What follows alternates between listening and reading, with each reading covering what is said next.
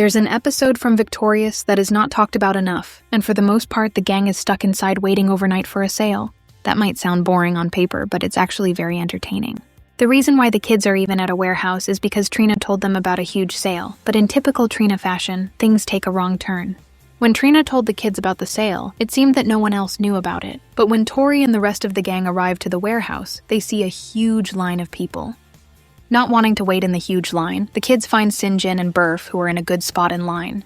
But things take another wrong turn because the kids find out that the sale doesn't start at 7 p.m., but actually at 7 in the morning. Nobody wants to wait all night in line, so Jade comes up with an idea. Jade's idea is to go inside Wanko's warehouse and stay overnight so they can be the first ones there for the big sale in the morning.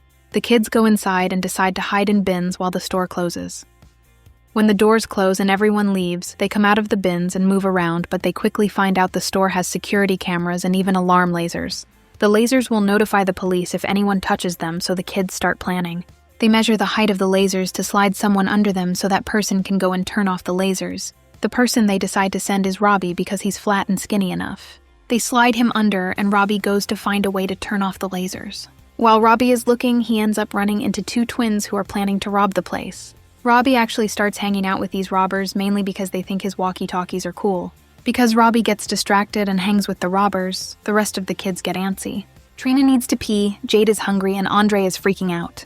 Jade ends up asking for a sandwich, so Kat runs through the lasers to go get Jade a sandwich. The alarms instantly go off and the kids start running out to escape.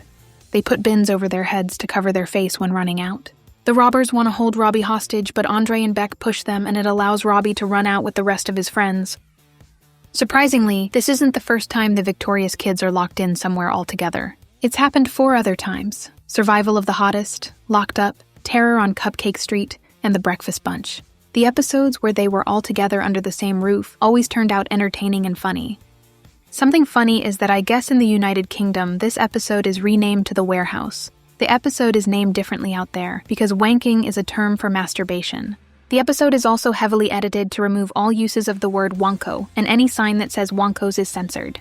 Something interesting to think about is that the kids probably wouldn't have gotten in trouble for staying overnight. They technically didn't break in, and if the cameras were checked, then they'd see that nothing bad was happening. But when the kids ran out, they covered their heads with bins and pretty much committed a robbery. They ran out with those bins, so they practically robbed them, and now they officially committed a crime.